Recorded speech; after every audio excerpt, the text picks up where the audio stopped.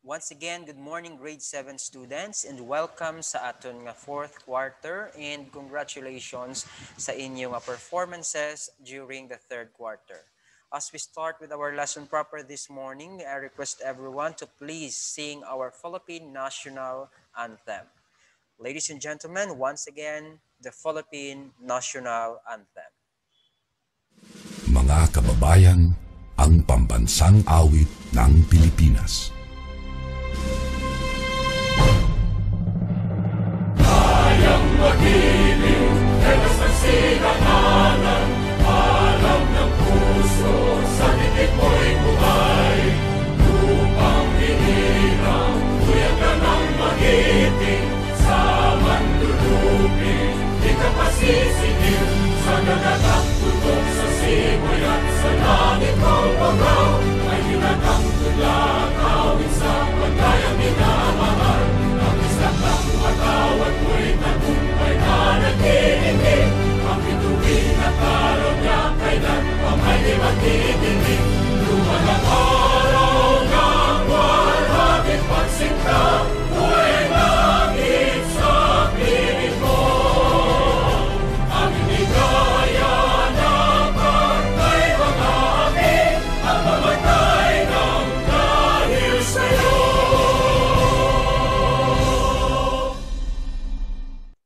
Okay, class, once again, good morning. Before we start with our lesson proper for this morning, may I request everyone to please close your eyes for our prayer. Lord Jesus Christ, madamo gyud salamat sa blessings kay imo ginhatag sa matag adlaw nga kabuhi nga imo ginhatag sa imo katawhan. Lord Jesus Christ, nagapangayod kami sa pasalamatan sa provision, sa financial stability, sa imo protection against sa baging awring, kag against sa COVID-19. Lord Jesus Christ, we are very thankful for that nga gipalayo mo kami sa mga amon nga sakuna. Lord Jesus Christ, please enter ang tagsa-tagsa katagipusoon, tanduga ang tagsa-tagsa katagipusoon sa imong katawhan, agud nga magbulig sa mga tawo nga labing kubos ug nagakinahanglanon. Lord Jesus Christ, we are asking sorry for all our sins sa pagsasala pangamon mahimo, hindi lamang sa buhat kundi patigid sa hunahuna. Lord Jesus Christ, kabalugid kami nga ikaw maluluyon, ikaw mapinatawanon kung mapinalanggaon ang may isang tanan, ang mag-Diyos gamhanan, kag nag-iisang Diyos ang tanan.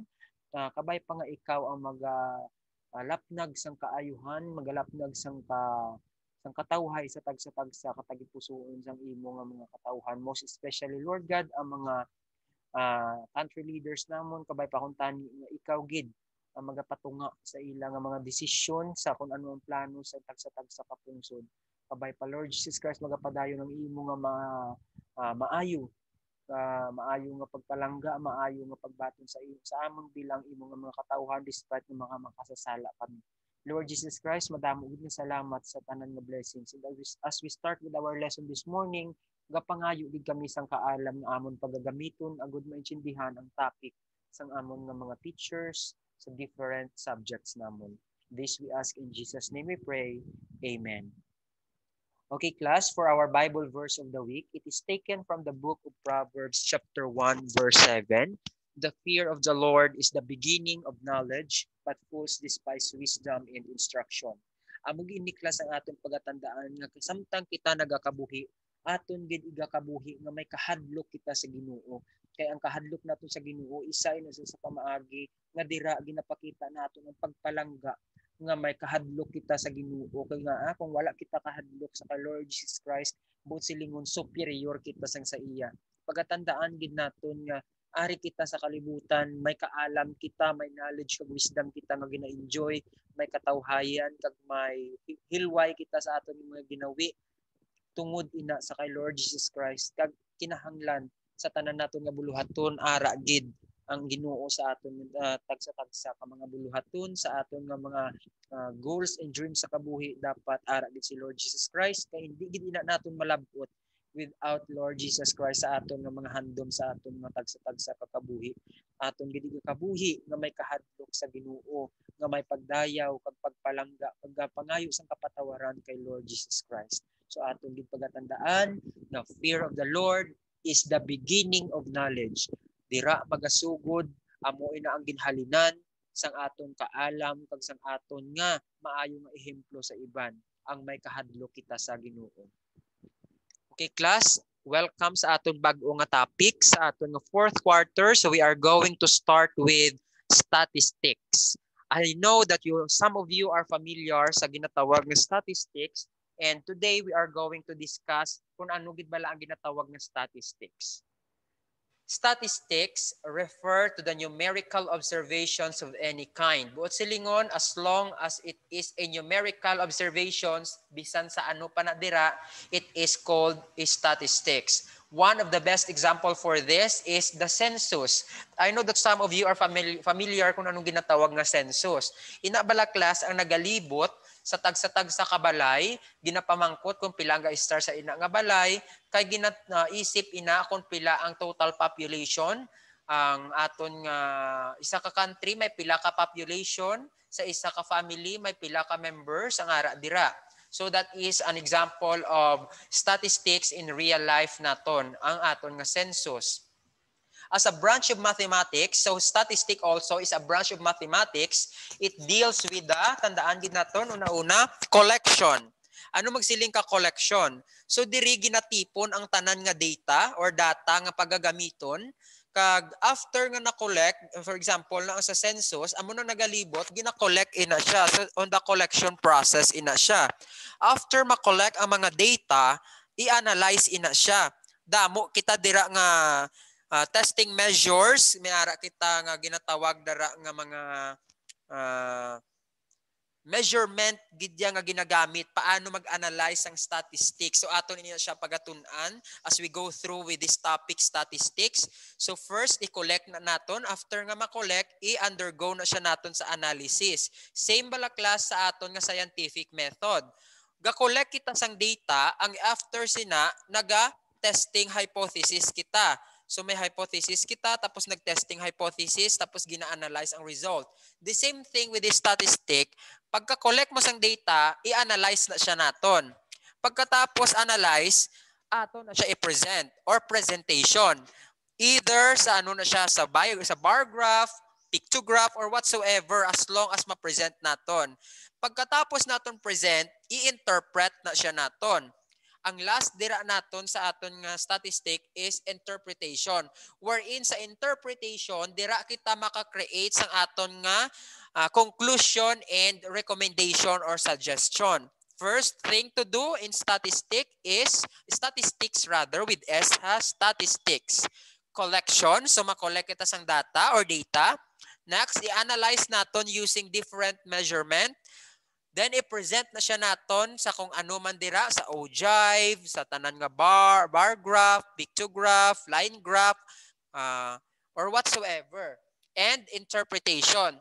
Kaysa interpretation, dira kita na class maka-create sa ginatawag naton nga conclusion. Ano bala ang resulta sang na-collect naton nga data after undergoing sa different analysis and presentation. Diri maka-create kita sang ginatawag man nga recommendation kag conclusion out of the collected data. So statistics class is divided into two. So may duha kita ka type of statistics. So may ara kita descriptive and inferential statistics. So aton na siya pagatun-an ang ginatawag nga descriptive and inferential statistics. First, tun-an ta si descriptive statistics.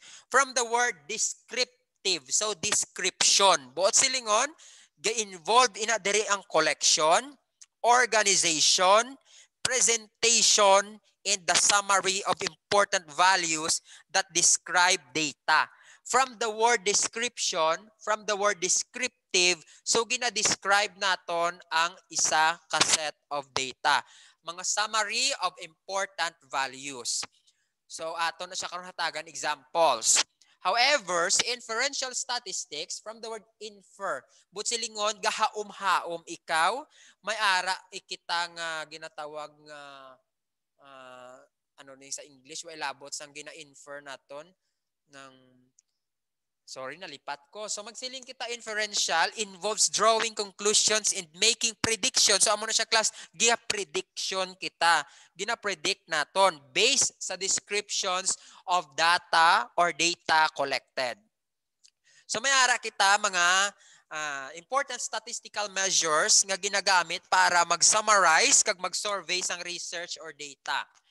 So may ara kita measures of central tendency or the statistical averages. So sa measures of central tendency class, may ara na dira tatlo. I know that some of you are familiar sa ginatawag nga mean, median, and the mode. So ang tatlo nga na is one of the most important statistical measures para magamit naton to summarize the survey or research data naton. Next is the measures of dispersion. Magsiling kita class, measures of dispersion, siya na ang ginagamit naton para makita naton ang kalagkaon sang aton data sa tagsa-tagsa. Dira makita ang distance ng isa ka data sa another data naton. Next, ang measures of asymmetry or the skewness. Next is the measures of relationship.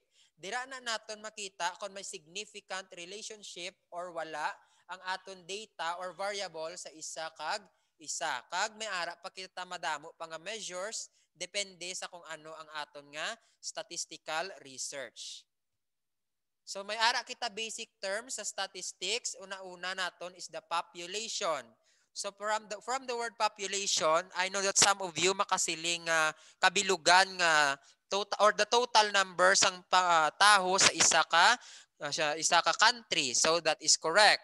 So sa statistics naton, ang population yung ginatawag, siya na ang collection or set of individuals or objects. Buot silingon sa population sa statistic, wala lang na diri tukoy or wala lang na diri nagamin sa taho. Pwede kita diri sa objects or events nga ang properties are to be analyzed. So may ara kita na duwa ka klase sang population. May finite kag may infinite kita nga population. Magsiling kita gani class finite, maisip lang na siya naton. Magsiling kita ya infinite, so wala kita kabalo kung pilagid ang total or ang end sang number sang aton population. So again, ang population hindi lamang taho, so pwede nga mga objects or events, kag pwede na daang mga animals as long as it is a collection or a set of individuals or objects or events whose properties are to be analyzed. Next, may ara kita class ginatawag nga sample. So si sample naton class is a subset of population. But silingon part lang siya sang population. Hatagan ta kamo example ha. Set of students or the total number of students of Temple Christian Academy. So amo na siya ang population naton, ang total number in tanan nga students. So that is population. So kung sample lang aton kwaon, example, grade 7 student of Temple Christian Academy. So may 24 lang kabilog, kaya 24 lang kamo nga grade 7. Buot silingon, parte lang kamo sa total nga or kabilugan nga total sang aton nga number of students sang Temple Christian Academy. So again, total number of students of Temple Christian Academy, example na siya sang aton population. Pero kung example kamo lang nga grade 7, 24 kamo kabilog, subset lang kamo sang aton nga population. Kag ang tawag sa inyo is sample. Next, may ara kita ginatawag nga variable. So a characteristic about each individual element of a population or sample. Si variable diri naton class, amo ni gid ni ang isa man sa pinaka-importante naton nga term sa statistics. Si variable may ara ginatawag nga dependent variable kag independent variable. So siya nang aton pagabasihan. Next, may ginatawag kita nga data or data. So hindi ginaya madula sa aton nya sa research when it comes sa statistics, ara ginaya ang data kay sila na ang pinaka-importante. So singular, may ara kita nga data which is singular. So this is the value of the variable associated with one element of a population or sample. So from the word singular, but silingon, one element lang gid sang population or sample. This value may be a number, may be a word, or may be a symbol. Kung may singular, may ara man plural. Kasi sa singular, isa lang ka element, sa plural naman niya, the set of values collected for the variable from each of the elements belonging to the sample. Another term is experiment. Of course, once gakanda kita research, we are also doing an experiment. Kaya kung gakanda kita research, gahimo kita experiment, dira kita nagaka-discover sa mga bag-o naman. So experiment is a planned activity. Hindi na siya siling class nga lahog-lahog lang, nga gin practice-practicean lang. Magkanda kaya research class with experiment, planado na siya tanan. Kag ang aton sinadira nga result, naga-yield a set of data.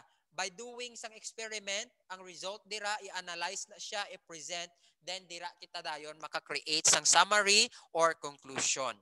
Next is parameter. Ano naman class ang ginatawag nga parameter? So it is a numerical value summarizing all the data of an entire population. So numerical value na siya class, siya na ang ga-summarize ang tanan nga data sang kabilugan gid nga population. Hindi lamang sample, kundi ang kabilugan na gid nga population. Example, tagaan ta kamo example para inyo ma-identify. Example, a college dean is interested in learning about the average age of faculty. Identify the basic terms in this example. So ang aton tanga mga basic terms, aton siya i-identify sa ini naton yung example. Ang example naton, amo ni siya, a college dean is interested in learning about the average age of faculty. So ang aton dila class nga population sa aton example, amo na siya ang age of all faculty members sang college. So ang population naton, ang age of all faculty members at the college. Next, ang sample. Sa sample ya class, pwede kada kahimo. Pwede kada maka-identify kung pila lang gusto mo. So a sample is any subset of that population. So for example, we might select 10 faculty members and determine their age. Example, sa kabilugan, ginaya nga faculty members ng college, may ara, dira sila 78. So pwede ka lang daya kakuha pulo lang, kaya amo lang na ang sample nga kuhaan nimo. So sa variable naton, sa ini naton yung example, ang age. Ang age dira, amo na ang aton variable, kaya siya na ang aton basihan. Characteristic na siya sang aton nga research, kaya siya na ang basihan naton. Ano ba lang studyhan naton? Age of faculty. That is why age is the variable. Next, data. Ang singular nga data naton or the one data would be the age of a specific faculty member. So, sisinugid na bala ang faculty member or sa nahambali mo, out of 78, ang pulo lang ka faculty member. So, amo na siya ang data ni mga singular. Sa plural naman, would be the set of values in the sample. So, set of values in the sample. For example, sa pulo nga to, sa pulo kabilog, ang isa bimayara 23 ang edad, ang isa 42, ang isa 36. So ang tanan to nga set of values, halin diri sa aton nga sample nga pulo kabilog, amo na siya ang aton nga plural data. So the experiment diri naton sa example naton would be the method used. So ang gamito naton ano nga method? Either experimental method, pwede na siya naton gamiton nga quantitative method or equalitative. So, depende na siya. So, amo na siya ang aton nga method nga gamiton to select the ages forming the sample and determining the actual age of each faculty member in the sample. So, pwede nga interview method. Mag-experiment kita, okay, interviewon tato ang pulo. So, ang kutonta isa-isa kung pila ila edad. So, amo na siya mga method nga aton paggagamiton. Pwede man nga paper nga paansira naton sa ila. Ang papel nga ginapa-survey. So, pwede na siya. So, damo kita method nga pwede paggagamiton. Kag ang mga method nga na, amo na ginatawag naton nga experiment once gin-conduct na ang ina nga method. Next is the parameter. Parameter of interest is the average. Buot silingon, ari klaso, kaya ang atong problem is about the average age. So ang average age of all faculty at the college, buot silingon, pilagid bala ang kung sa pulo sila, kung may ara dira 43, may 23, may amo na siya pagid another naman nga age, pilagid bala ang average age of all faculty. Ang kabilugan, sa kabilugan nga faculty, pila dira ang average. Buot silingon sa average, ang pinakatunga-tunga. Next, ang statistic. Kinalain ni siya class ni statistic kag ni statistics. Si statistics is a branch of mathematics. Si statistic is part of statistics that deals man, kag isa man sa importante nga term sa field of statistics. Ang statistic is the average age for all faculty in the sample. Sa pulo diri kabilog class nga aton nga sample, pila ang aton nga average. Ang kinalain ni statistic kag ni parameter is, si parameter ya class, pangita ya gid ang average sang tanan nga faculty, all faculty. However, si statistic, average age lang class sang faculty nga ara sa sample. Since ang sample natin is pulo lang kabilog. So amo lang na siya ang aton kuan sang average age. Amo na si statistic. Next, hindi malipatan ang ginatawag nga hypothesis. So hypothesis is a statement or theory subjected to a test. But silingon, prediction pa lang ni siya, inference pa lang ni siya class, haka-haka pa lang, wala pa ni siya yan na prove. I-undergo ta pa ni siya sa ginatawag naton nga test. The hypothesis needs to be clearly stated as a problem first. So hindi pwede class nga nag-perform na kita, nag-analyze na kita, nag-create na kita conclusion, wala kita nagbutang hypothesis. Wala naton gin-identify kung ano ang aton hypothesis sa aton nga research problem. So the data need to be summarized and analyzed to answer the problem. Once na undergo na class sa test or sa measuring test ang aton hypothesis, then ang data nga nakuha naton, ato siya i-summarize, i-analyze para masabat naton ang problem. Dira, once nagwa na ang result, dira na naton mahimuan conclusions or recommendation or suggestion ang aton nga research problem. So ang una-una gid si hypothesis, katapusan si conclusion. So may duwa kita ka kinds of variables. Amo to sang ginhambal na akon sa inyo kagina. May ara kita qualitative or attribute or categorical variable. So tatlo siya. Qualitative or attribute or categorical variable. So ano na siya? Siya naman ang variable nga gina-categorize lang naton or describes an element of a population.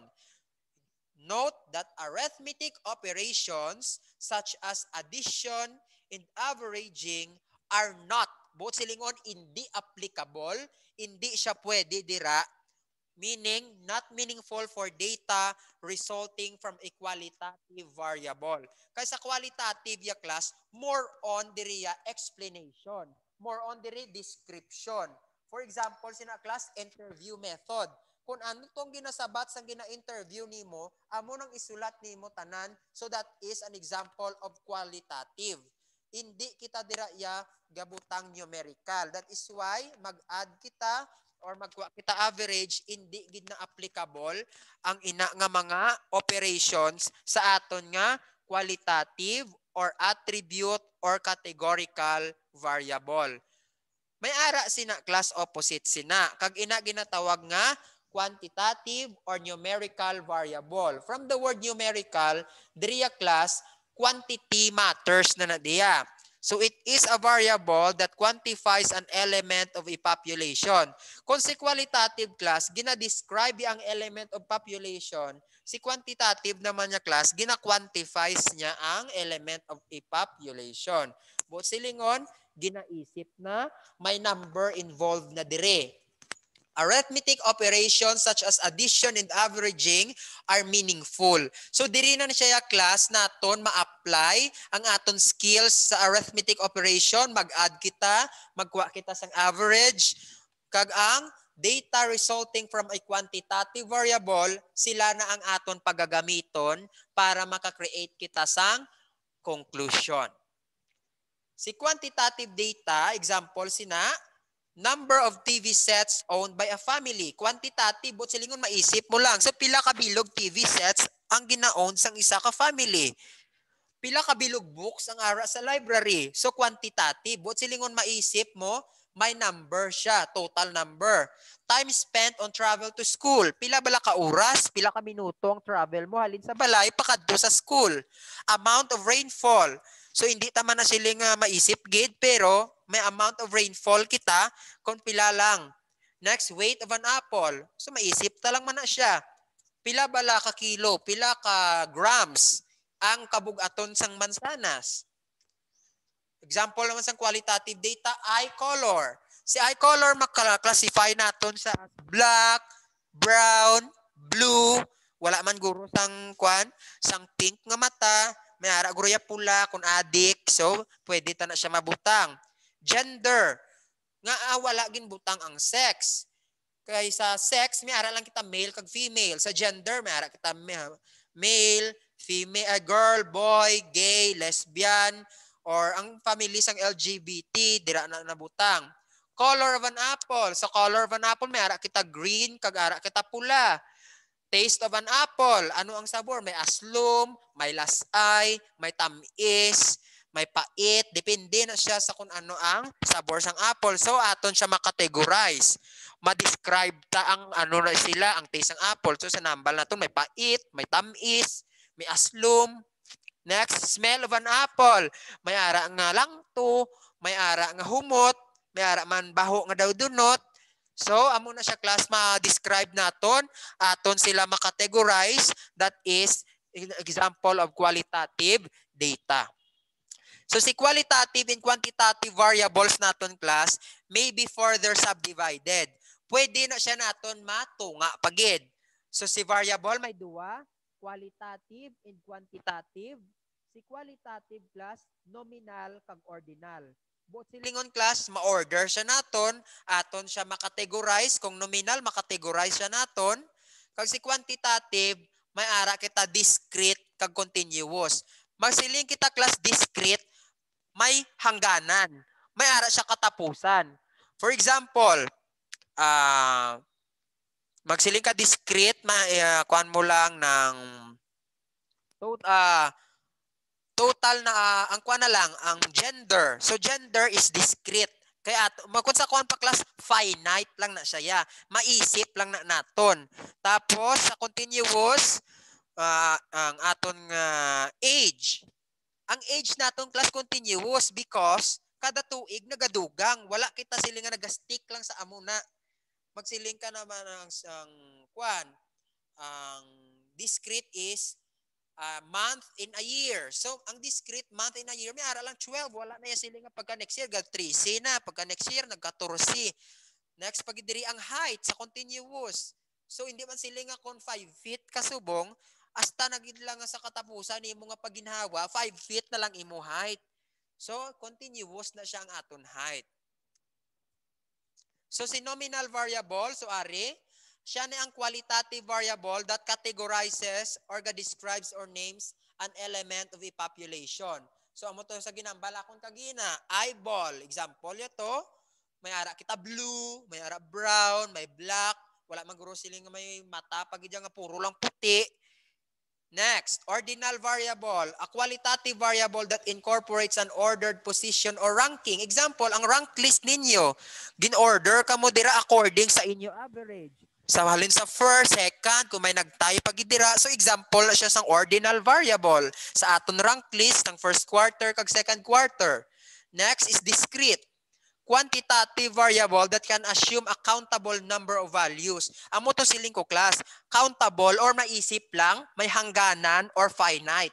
Intuitively, a discrete variable can assume values corresponding to isolated points along a line interval. That is, there is a gap between any two values. Both silingon, may gap lang siya pero countable lang siya. Finite lang siya, limited lang siya, kag maisip lang siya. However, si continuous variable, quantitative variable that can assume an uncountable. Both silingon, hindi maisip, wala siya sang specific gid nga katapusan, wala siya sa siling hangganan nga ginatawag. Kaya amo na ginatawag nato nga infinite siya. Intuitively, a continuous variable can assume any value along a line interval, including every possible value between any two values. As long as wala siya sang katapusan, wala siya siling nga nagastay lang sa amuna, nagabag-o-bag-o siya, depende sa time interval, ginatawag na siya nga continuous variable. So sa nahambal na ako ng edad naton, hindi man na sa sila nga mapunggan talang nga kung 20 ka, dira ka na lang asta. May ara ya taho kung kakapatay na, di dira lang saya kutob.